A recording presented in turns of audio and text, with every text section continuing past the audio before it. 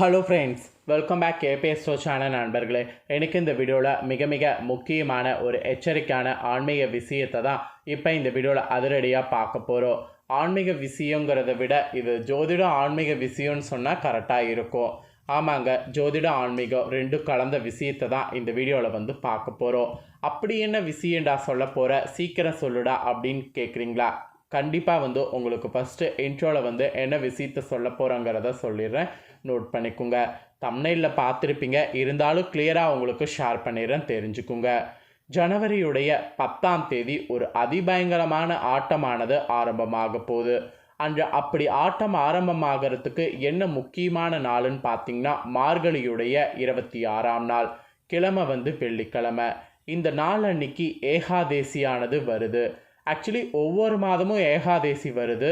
இந்த ஏகாதேசிக்கு என்ன சொல்கிற அப்படின்னு நீங்கள் கேட்குறீங்களா? வரக்கூடிய இந்த ஜனவரி 10ஆம் தேதி ஏகாதேசி மற்ற மாதங்களில் வரக்கூடிய ஏகாதேசி காட்டிலும் 1000 மடங்கு பலனுடைய ஏகாதேசி. அப்படி என்னடா ஏகாதேசி அப்படின்னு கேட்குறீங்களா? வரக்கூடிய இந்த ஏகாதேசி வைகுண்ட ஏகாதேசி. இந்த வைகுண்ட ஏகாதேசியில் விரதம் எப்படி இருக்க வேண்டும் அப்படிங்கிறத தான் உங்களுக்கு ஷேர் பண்ண போகிறேன். அது மட்டும் இல்லாமல் இந்த வைகுண்ட ஏகாதேசியில் உருவாகக்கூடிய சில முக்கியமான கிரகங்களால் ரிஷபராசிக்காரங்க உங்களுக்கு என்ன மாதிரியான மாற்றங்கள் வாழ்க்கையில் ஏற்படும் அப்படிங்கிறத ஷேர் பண்ண போகிறேன். ஸோ ரிஷபராசிக்காரங்க, நீங்கள் எந்த நட்சத்திரத்தில் பிறந்திருந்தாலும் இந்த ஒரு வீடியோவை ஸ்கிப் பண்ணாமல் பாருங்கள். நீங்கள் ஸ்கிப் பண்ணாமல் பார்த்தா மட்டும்தான் இந்த ஏகாதேசியுடைய பலனை முழுசாக நீங்கள் தெரிஞ்சுக்க முடியும். இந்த ஏகாதேசியில் விரதம் எப்படி இருந்தால் என்ன பலன் கிடைக்கும், இந்த ஏகாதேசிக்கு பிறகு உங்கள் ராசிக்கு என்ன நடக்கும் அப்படிங்கிறத எல்லாமே இந்த வீடியோவில் தெரிஞ்சுக்க முடியும். இந்த வீடியோ ரொம்ப யூஸ்ஃபுல்லாக இருக்கும், அதே சமயம் ரொம்ப இன்ட்ரெஸ்டாக இருக்கும். ஸோ அதனால் ரிஷப ராசிக்காரங்க வீடியோவை ஸ்கிப் பண்ணாமல் ஃபுல்லாக பாருங்கள். சரி வாங்க, ஃபஸ்ட்டு வைகுண்ட ஏகாதேசியில் விரதம் எப்படி இருக்க வேண்டும் அப்படிங்கிறத ஷேர் பண்ணுறேன். முதல்ல அதை நீங்கள் தெரிஞ்சுக்குங்க. உங்கள் ராசிக்கு இப்போ நான் சொல்லக்கூடிய முறையில் விரதம் இருந்துட்டிங்கனாவே நீங்கள் பெறக்கூடிய பலன்களில் உங்களுக்கு ஆபத்து இருந்ததுன்னா நீங்கள் தப்பித்து கொள்ளலாம்.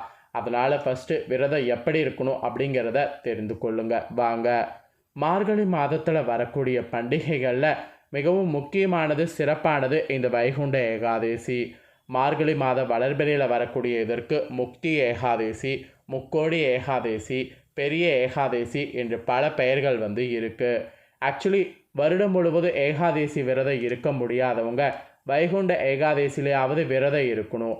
அப்போ தான் சிறப்பான பலனை நாம் அடைய முடியும். இப்பொழுது வைகுண்ட ஏகாதேசி என்று எவ்வாறு விரதத்தை மேற்கொள்ளணும் அப்படிங்கிறத உங்கள் ராசிக்கு சொல்கிறேன், அதை தெளிவாக நோட் பண்ணிக்கோங்க. ஏகாதேசி விரதம் இருக்கிறவங்க அதற்கு முன்தினமான தசமி நாளில் ஒரு வேளை மட்டும் சாப்பிட்டு விரதத்தை தொடங்க வேண்டும். ஏகாதேசி என்று அதிகாலையில் எழுந்தவுடன் நீராடிவிட்டு பெருமாள் இறைவனை வழிபட்டு விரதத்தை தொடங்க வேண்டும். ஏகாதேசி முழுவதுமே உணவு உட்கொள்ளாமல் இருக்க வேண்டும். அன்று குளிர்ந்த நீரை மட்டுமே பருகணும். ஏகாதேசி விரதத்தின் போது எக்காரணத்து கொண்டும் நீங்கள் துளசியை பறிக்கக்கூடாது. பூஜைக்கான துளசியை முதல் நாளன்றே பறித்து விடணுமோ தவிர ஏகாதேசி அன்னைக்கு பறித்து விடக்கூடாது. மேலும் 7 முறை பார்த்தீங்கன்னு வச்சுக்கோங்களேன், துளசி இலையை மட்டும் அன்று சாப்பிடுங்க. துளசி இலை வெப்ப தரக்கூடியது. ஆக்சுவலி ஏகாதேசி விரதம் இருப்பது மார்கழி மாதமான குளிர்காலம். உடலுக்கு வெப்பம் கிடைக்க துளசியை நாம் இந்த நாளில் உட்கொள்ளலாம். அதுவும் 7 முறை உட்கொள்ளலாம். அப்புறம் முழு நாளும் உணவு இருந்தாமல் இருக்க முடியாதவங்க அன்று நீங்கள் நெய், காய்கனிகள், பழங்கள், நிலக்கடலை, பால், தயிர் போன்றவற்றை இறைவனுக்கு படைத்து அதை உண்ணலாம். முக்கியமாக பைத்தம்பருப்பால் செய்த கஞ்சி பெருமாளுக்கு விசேஷம். எனவே அதை செய்து இறைவனுக்கு படைத்துவிட்டு நாமும் பார்த்திங்கன்னு வச்சுங்களேன் அதை சாப்பிட்லாம். அப்புறம் இரவு முழுவதுமே கண் விழித்து புராண நூல்களை படிக்கணும். அப்புறம் அந்த மாதிரி படிக்க முடியலனா விஷ்ணு சகஸ்ரநாமம், விஷ்ணு பாடல்கள் இல்லைனா துதி முதலியவற்றை ஓதுவதாக இரவு பொழுத உறங்காத கழிக்க வேண்டும். மறுநாள் துவாதசி திதி காலையில் 21 வகை காய்கறிகளை உணவில் இடம்பெற வேண்டும். இதில் அகத்திக்கீரை, நெல்லிக்காய், சுண்டைக்காய் இதெல்லாம் அவசியம் இடம்பெறணும். துவாதசி அன்று அதிகாலையில் உணவு அருந்துவதை பரணை என்பாங்க. துவாதசி அதிகாலையில் உணவு சாப்பிட்ட பிறகு அன்று பகல்லையுமே உறங்கக்கூடாது.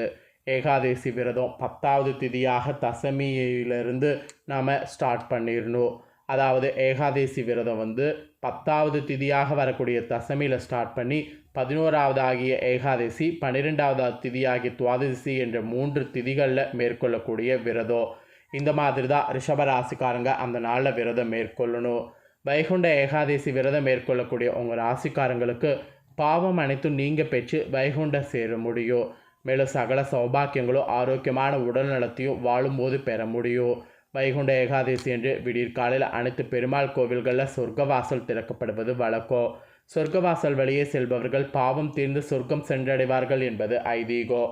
அதனால் அந்த ஐதீகத்தையும் மறக்காமல் ரிஷபராசிக்காரங்க சொர்க்கவாசல் திறக்கிறதுல சென்று நீங்களும் வந்து பாவம் நீங்கி சொர்க்கம் சென்றடைவதற்காக சில விஷயங்கள் வந்து இந்த நாளில் மேற்கொள்ளுங்க.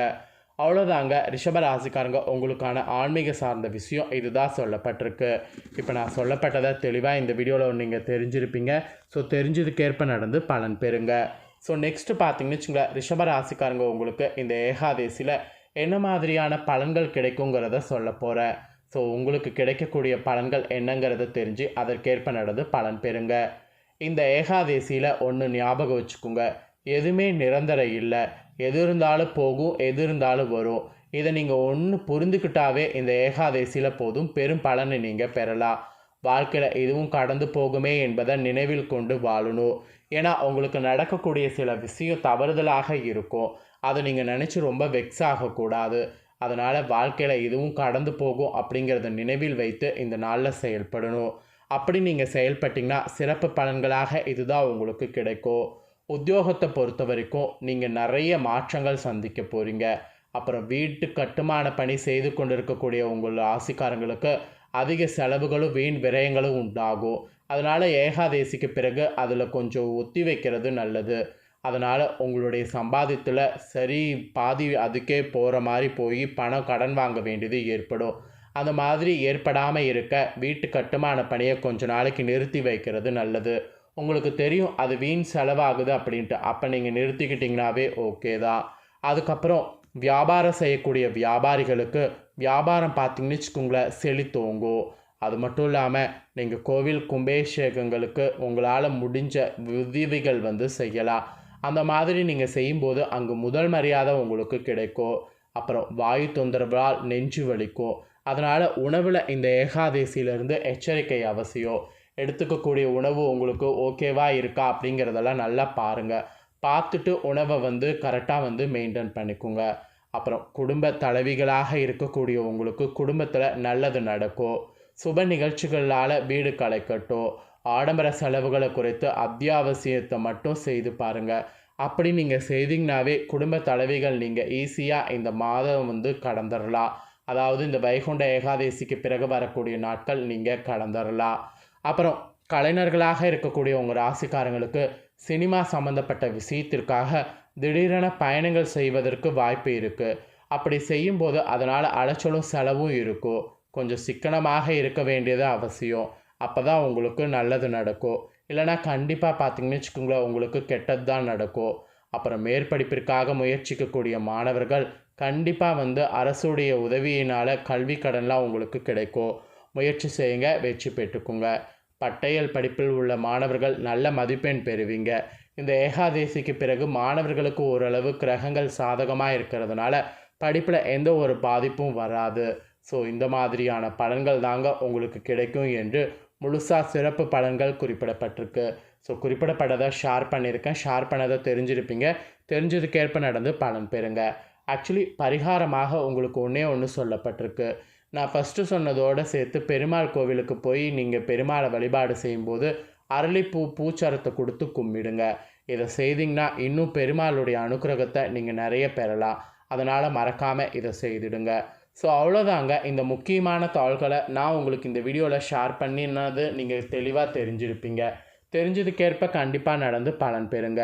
நீங்கள் இந்த வீடியோ பார்த்தது போல் உங்கள் ஃப்ரெண்ட்ஸ் ஃபேமிலியில் இருக்கவங்களும் பார்க்கணும். நீங்கள் பார்த்தது எந்தளவுக்கு உங்களுக்கு நல்லா யூஸ்ஃபுல்லாக இருந்ததோ அதே போல் உங்கள் ஃப்ரெண்ட்ஸ் ஃபேமிலிக்கு யூஸ்ஃபுல்லாக இருக்கும். அதனால் அந்த நம்பிக்கையோடு நீங்கள் வீடியோ லைக் பண்ணி உங்கள் ஃப்ரெண்ட்ஸ் ஃபேமிலிக்கு ஷேர் பண்ணுங்கள். உங்கள் ஃப்ரெண்ட்ஸ் ஃபேமிலி இருக்கவங்களும் பார்த்து பலனடையட்டும். மேலும் இதே போல் புதிய அப்டேட்டான நிறைய வீடியோ நம்ம சேனலில் போடப்படும். அதே எல்லாத்தையுமே உடனுக்குடனே தெரிந்து கொள்ள மறக்காமல் நம்ம சேனலை சப்ஸ்கிரைப் பண்ணுங்கள். கூட பெல் பண்ண ப்ரெஸ் பண்ணுங்கள். அதை பண்ணிட்டீங்கன்னா நான் போகிற மற்ற அப்டேட்டான எல்லா வீடியோஸும் உடனுக்குடனே தெரிந்து கொள்ளலாம். ஸோ மறக்காமல் சப்ஸ்கிரைப் பண்ணி பெல் பண்ண ப்ரெஸ் பண்ணுங்கள். நெக்ஸ்ட்டு இதே போல் சுவாரஸ்யமாக வேறொரு புதிய தகவலோடு மீண்டும் இன்னொரு வீடியோவில் வந்து உங்களை சந்திக்கிறேன். தேங்க்யூ.